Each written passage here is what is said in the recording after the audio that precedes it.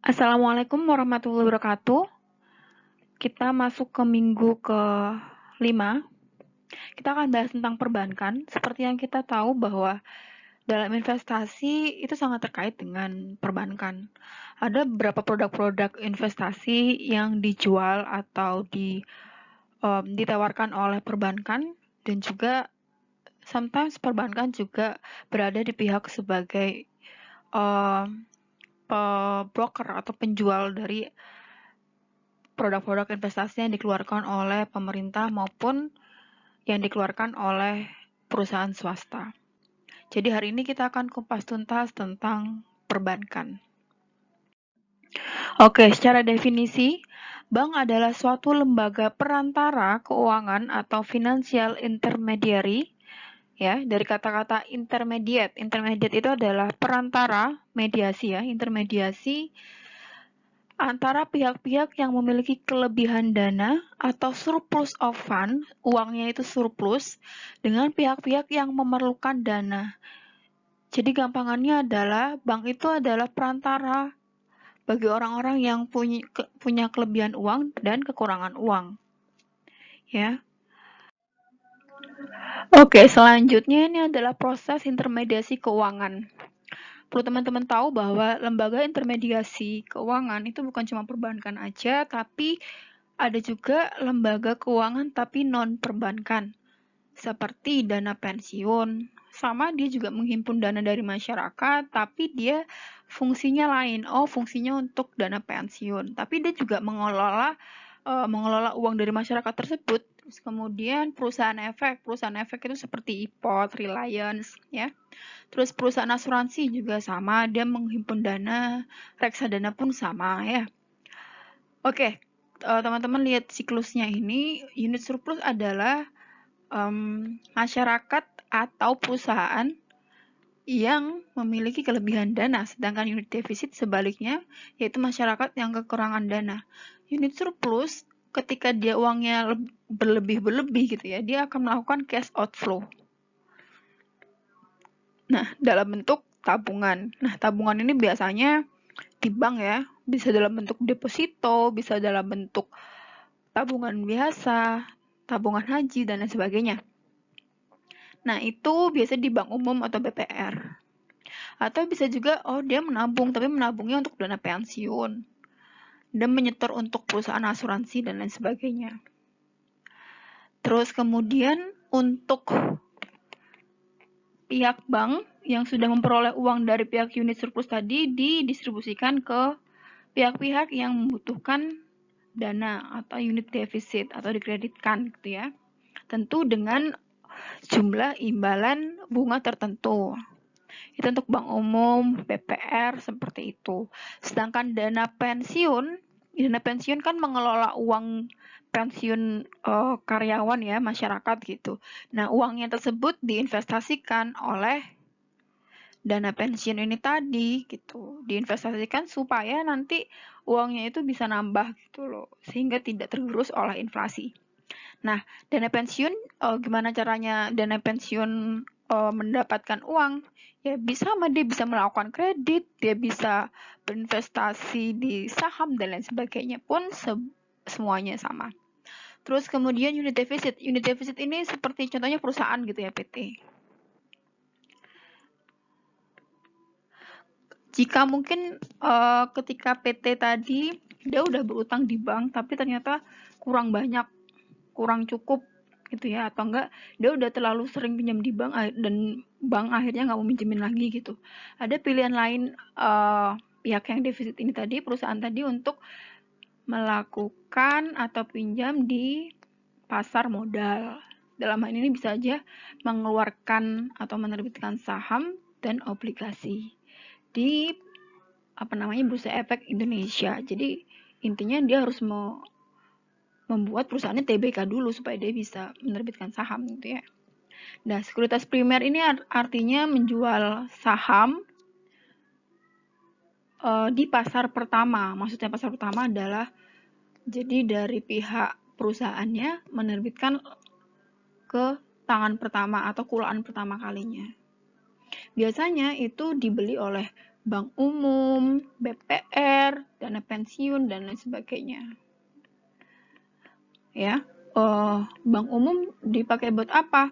Ya kadang-kadang bank umum dijual lagi ke di unit surplus seperti obligasi gitu. Jadi bank umum bisa menawarkan.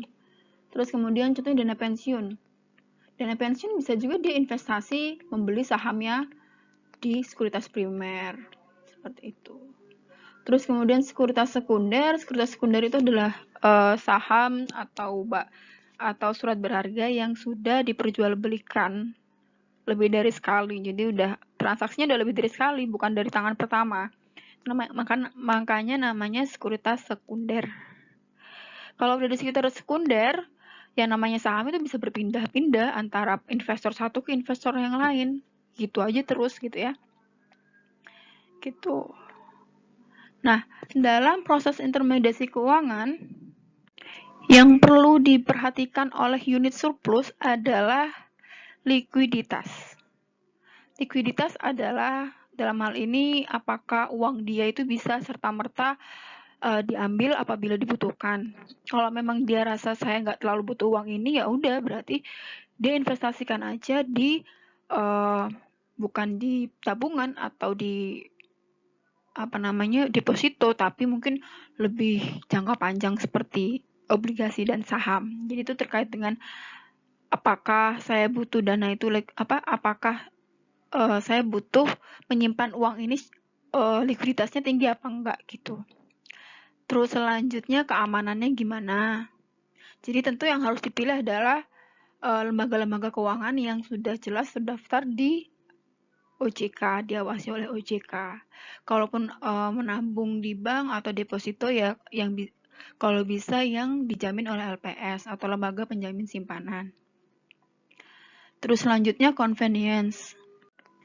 Convenience artinya kenyamanan. Jadi melihat fitur-fitur apa yang ditawarkan oleh perbankan tersebut, lembaga keuangan tersebut, apa aja yang produk-produknya apakah cukup menarik dan lain sebagainya, pelayanannya gimana. Terus kemudian aksesibilitas atau gimana mengaksesnya, apakah ATM-nya banyak ditemukan di mana-mana, apakah bisa diakses menggunakan Android dan lain sebagainya. Terus juga yang tidak kalah penting adalah tingkat bunga. Jadi semakin besar tingkat bunga yang dijanjikan pasti semakin menarik buat yang nabung atau investor. Sedangkan bagi peminjam yang diperhatikan adalah yang pertama jangka waktu. Ya. Biasanya peminjam itu lebih senang kalau jangka waktunya panjang, lama gitu. Tapi juga harus dilihat konsekuensinya. Ketika jangka waktunya panjang, pasti bunganya akan semakin tinggi. Karena bank merasa bahwa semakin besar resikonya. Jadi pihak bank akan memberikan tingkat bunga yang tinggi. Jumlah atau banyaknya uang yang akan dipinjam. Yang namanya orang yang kredit itu kan mereka punya plafon. Tergantung dengan kondisi dari masing-masing peminjam gitu. Nggak semua orang bisa meminjam dengan jumlah yang sama, tergantung penilaian dari kelayakan dari setiap pengajuan gitu. Oke, selanjutnya bank itu apa aja sih kerjaannya dan dapat uangnya itu dari mana gitu ya. Yang pertama tugasnya adalah menghimpun dana. Menghimpun dana berarti dari yang kelebihan dana. Terus kemudian menyalurkan dana berarti yang kekurangan dana. Dan jasa-jasa lainnya. Jasa-jasa lainnya seperti apa? Seperti mentransfer, terus kemudian apa lagi? Tabungan haji, pensiun, dan jasa-jasa lainnya lah. Terus kemudian ketika menghimpun dana, bank itu harus membayarkan bunga simpanan kepada nasabah yang memasukkan uangnya atau dananya ke bank tersebut.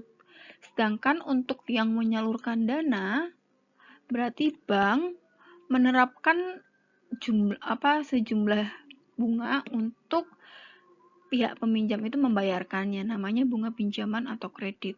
Nah, selisih antara bunga pinjaman dan bunga simpanan namanya spread base. Ini adalah keuntungan yang diperoleh bank.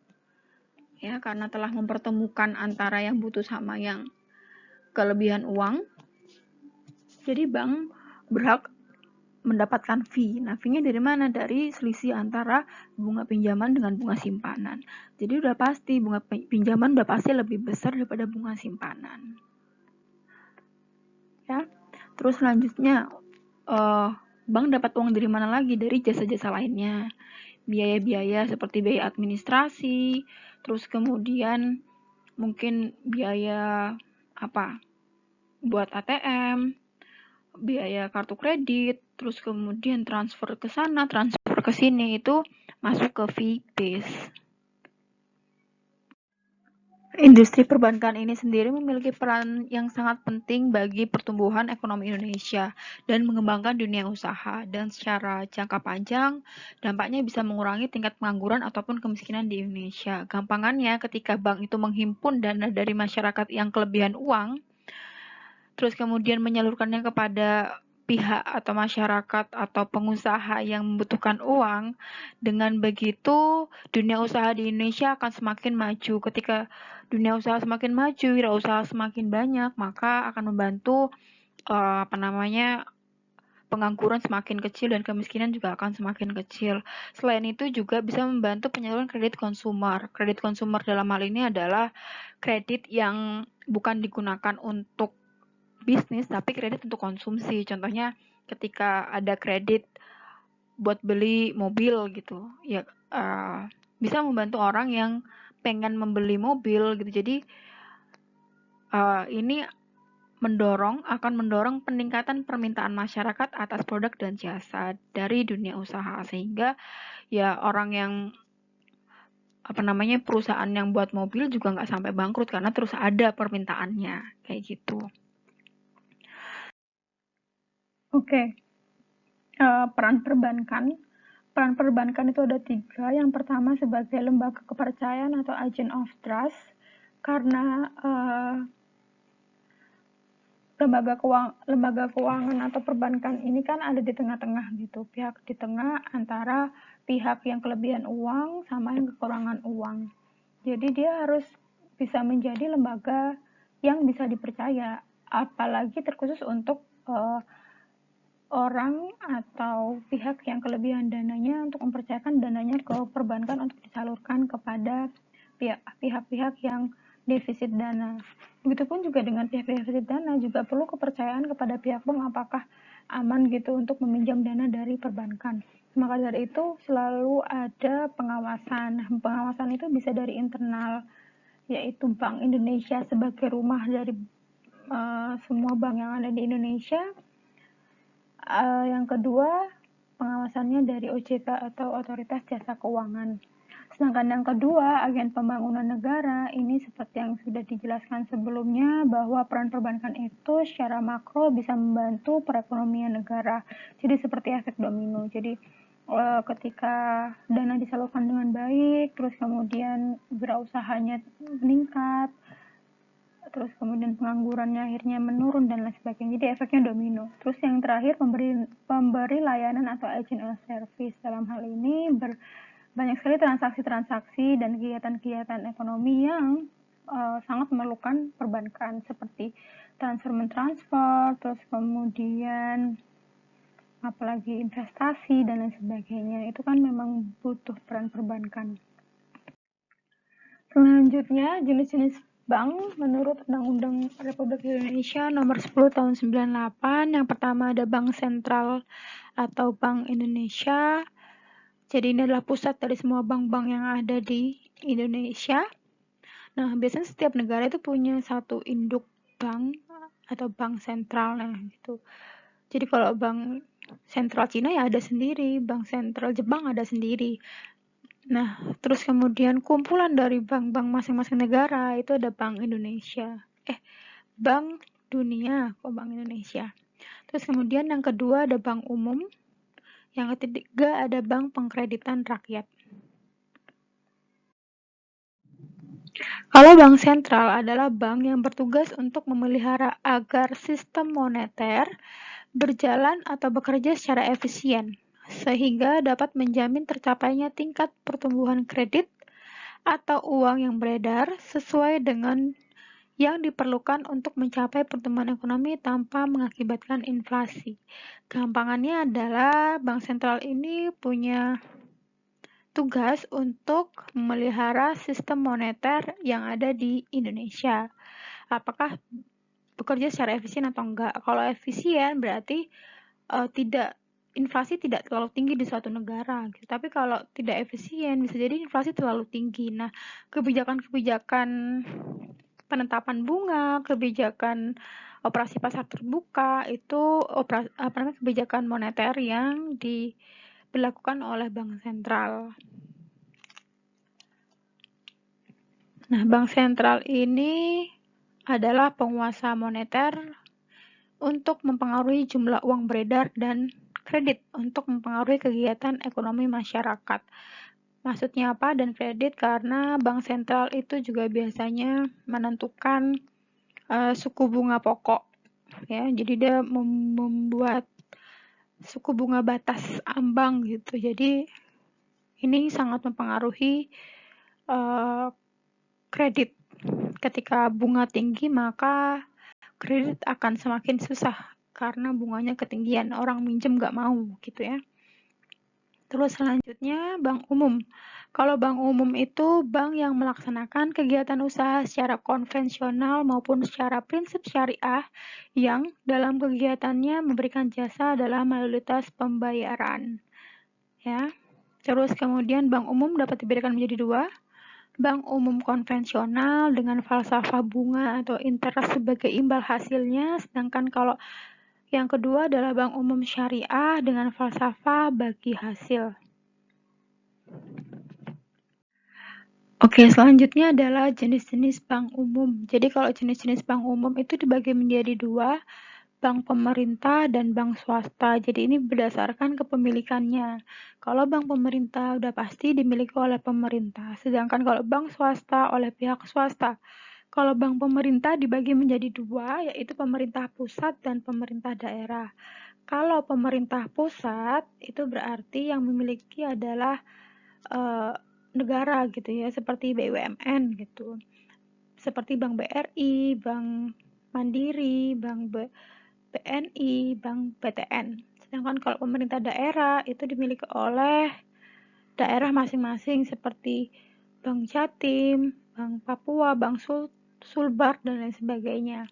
Terus kalau bank swasta dibagi menjadi dua, yaitu swasta nasional atau swasta asing. Kalau swasta nasional berarti bank yang dimiliki oleh swasta tapi nasional. Seperti apa? Bank Maspion. Sedangkan kalau bank swasta asing dimiliki oleh asing, seperti Bank BCA. Terus kemudian ada satu lagi, tadi Bank BPR ya, belum dijelasin. Kalau Bank BPR itu bank pengkreditan rakyat yang mana dia fokusnya ke pengkreditan, namanya juga kredit ya. Jadi dia fokus ke pengkreditan, jadi dia menjanjikan bunga kredit yang lebih. Jadi di Bank BPR itu biasanya administrasinya lebih gampang, jadi lebih gampang untuk mengkredit di sana. Tapi BPR itu biasanya kecil-kecil, gitu. Jadi kita nggak bisa utang di BPR itu dalam jumlah yang besar, karena memang biasanya BPR itu kecil gitu loh. Banyak tapi kecil di mana-mana gitu. Dan juga kalau BPR biasanya bunganya lumayan besar karena resikonya besar. Kenapa? Sangat gampang, nggak perlu jaminan kita bisa utang di BPR. Kayak gitu. Oke, selanjutnya adalah suku bunga. Jadi dalam pelaksanaan fungsi intermediasi perbankan itu pasti selalu terkait dengan suku bunga. Jadi suku bunga ini akan mempengaruhi keputusan seseorang untuk apakah dia mau menabung, apakah dia mau berinvestasi, ataukah dia konsumsi aja deh nggak usah investasi. Mereka mikirin berapa banyak dikasih bunga emang kayak gitu, emang imbal hasilnya berapa. Bagi bank, bunga ini diartikan sebagai balas jasa yang diberikan bank kepada nasabah yang membeli atau menjual produknya. Dalam hal ini ketika nasabah itu menaruh uangnya di bank, maka bank memberikan imbal hasil berupa bunga. Sedangkan Bunga juga dapat diartikan sebagai harga yang harus dibayar kepada nasabah yang memiliki simpanan dan harga yang harus dibayar oleh nasabah kepada bank jika nasabah yang memperoleh pinjaman. Jadi kalau nasabahnya memperoleh pinjaman, berarti bunganya bunga kredit. Itu adalah beban, sedangkan kalau nasabahnya yang memiliki simpanan, itu artinya adalah imbal hasil atau return.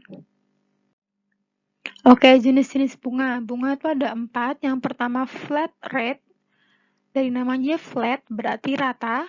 Bunganya rata atau bunga merata.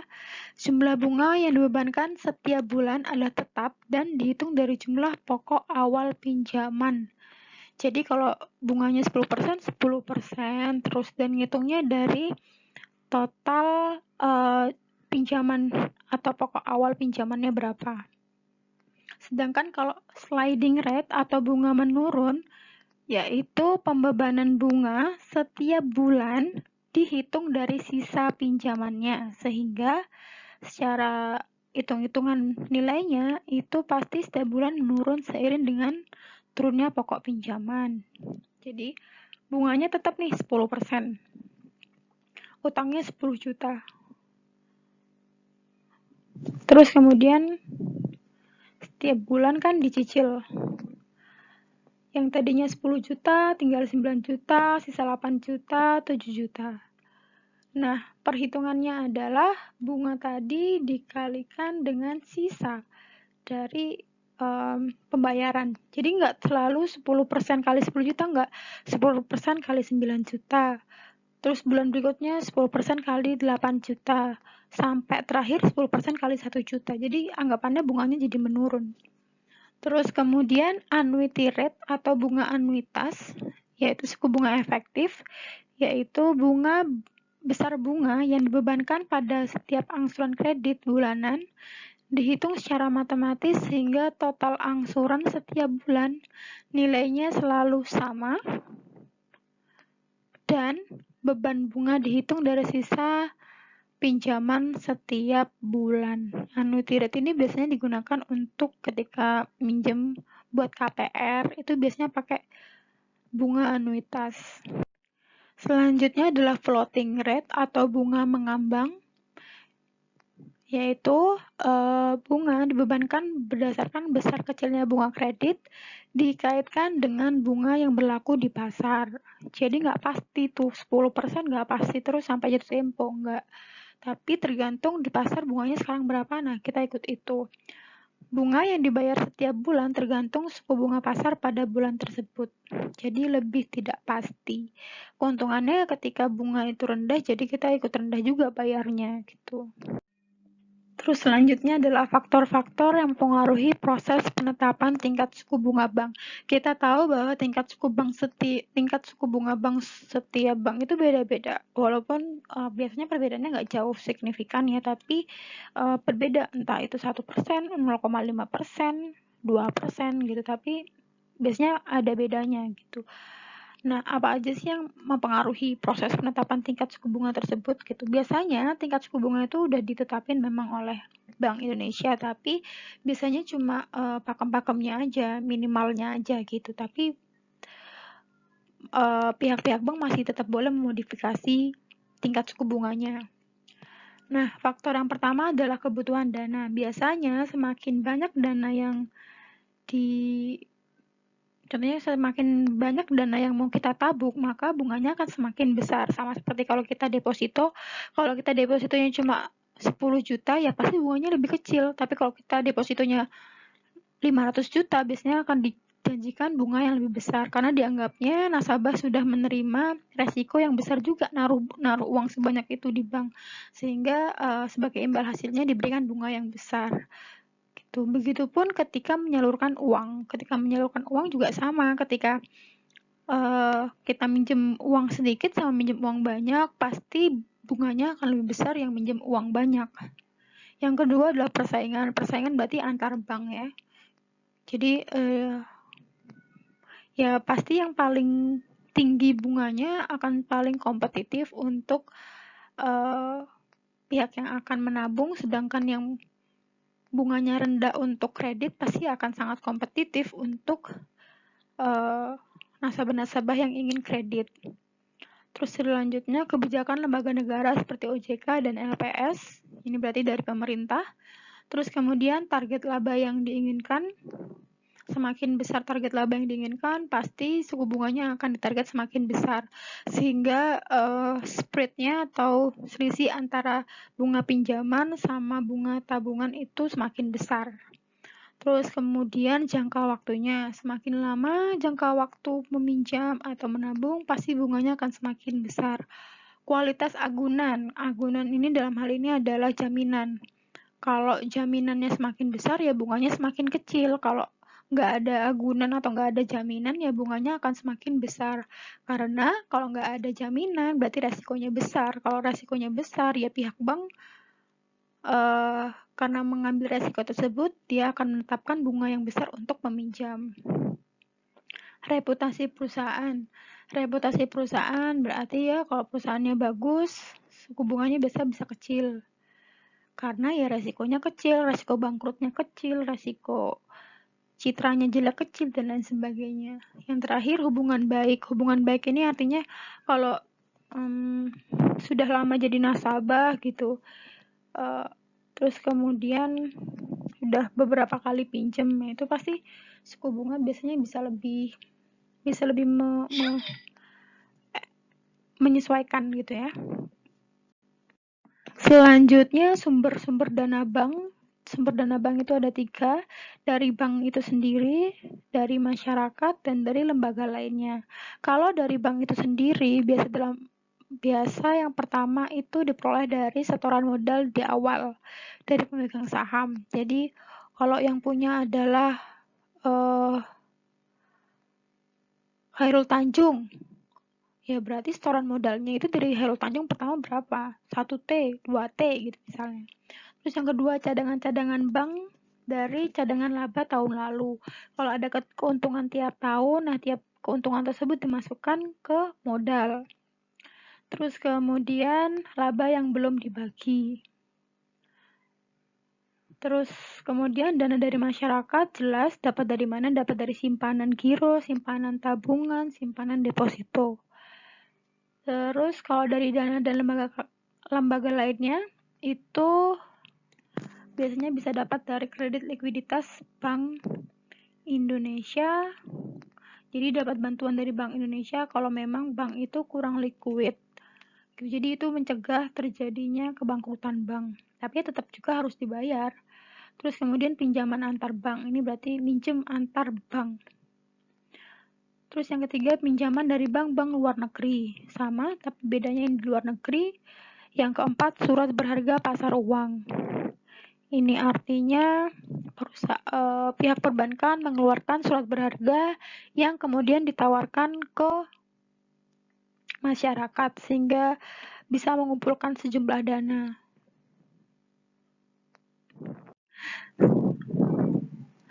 Jasa bank yang perlu dikelola secara profesional, ini biasanya kalau teman-teman nyari kerja kan sering dengar tuh funding, bagian lending gitu ya.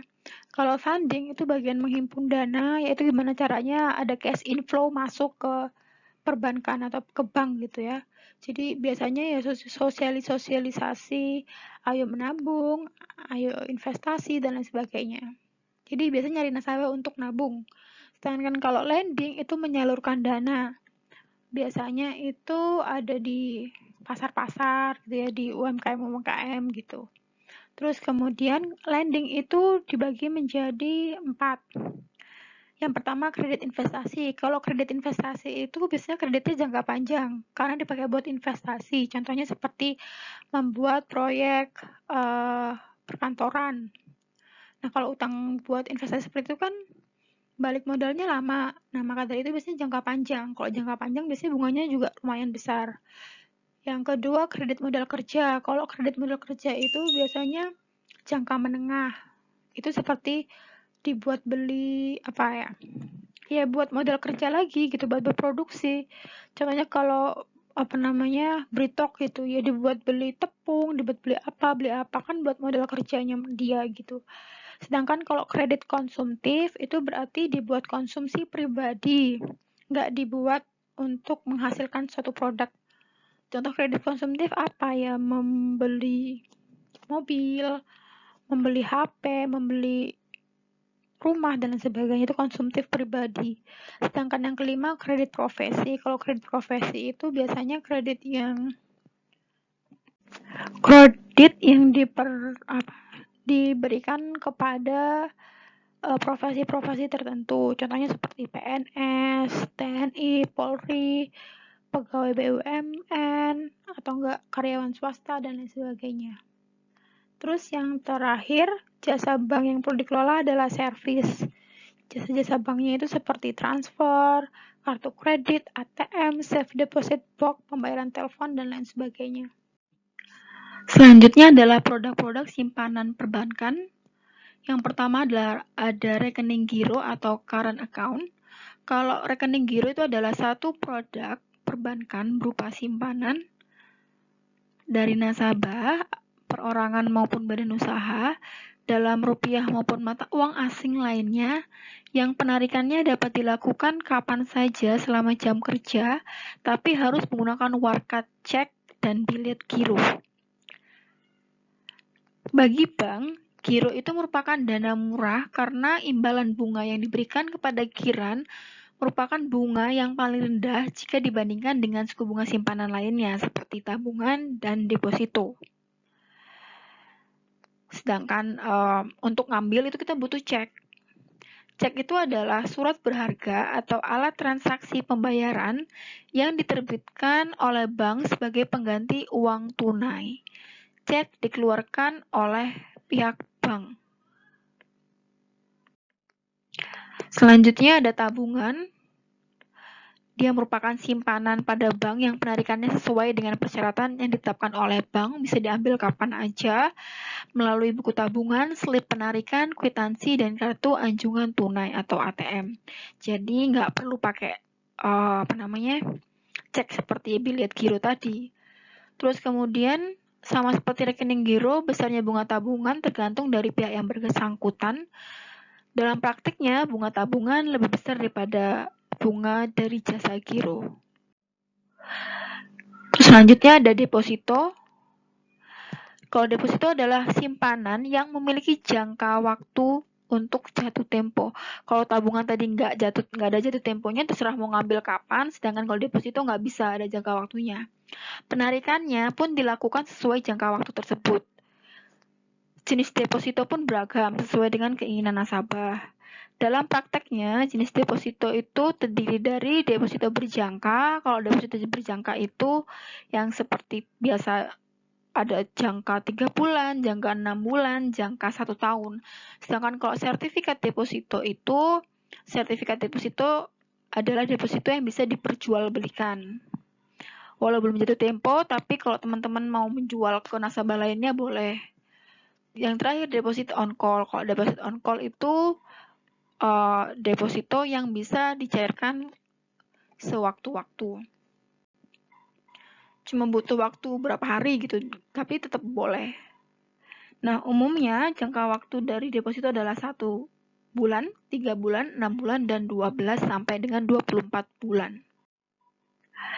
Kalau tadi produk-produk simpanan perbankan, ini adalah produk-produk pinjaman dari perbankan. Berdasarkan motif dari si peminjam, pada dasarnya ada 3 macam produk kredit. Yang pertama, kredit usaha. Yang kedua, kredit konsumsi. Yang ketiga, kredit multiguna. Kalau usaha berarti kreditnya dipakai buat usaha, sedangkan kalau konsumsi jadi usaha ini dalam artian dia akan menghasilkan produk atau menghasilkan jasa. Sedangkan kalau konsumsi ini untuk konsumsi pribadi. Jadi dia nggak menghasilkan produk ataupun jasa. Sedangkan kalau multiguna itu berarti ya campuran, bisa buat usaha, bisa buat konsumsi. Agunan kredit. Agunan kredit adalah jaminan ya. Jadi kalau ada jaminannya biasa akan semakin lebih mudah untuk mendapatkan kredit. Sedangkan apakah kalau tidak punya jaminan tidak bisa utang di bank ya bisa, cuma biasanya ya bunganya akan lebih besar gitu ya, karena risikonya besar. Selanjutnya kartu kredit. Kartu kredit bedanya dengan kartu debit adalah kalau kartu kredit itu dibayarin sama bank dulu, ditalangin sama bank dulu, sedangkan kalau kartu debit itu pakai rekening kita, pakai tabungan kita. Kalau kartu kredit itu alat pembayaran dengan menggunakan kartu yang dapat digunakan untuk melakukan pembayaran atas kewajiban yang timbul dari suatu kegiatan ekonomi. Jadi nanti ada kewajiban. Jadi anggapannya berutang dulu ke bank. Jadi yang bayarin bank dulu, kemudian nanti kita utangnya ke bank. Sedangkan kalau debit enggak, itu pakai uang kita sendiri. Termasuk transaksi pembelanjaan dan atau untuk melakukan penarikan tunai di mana kewajiban pembayaran pemegang kartu dipenuhi terlebih dahulu oleh acquirer atau penerbit. Jadi ada charge card-nya, jadi ada biaya administrasi yang harus dibayarkan oleh pemegang kartu kredit.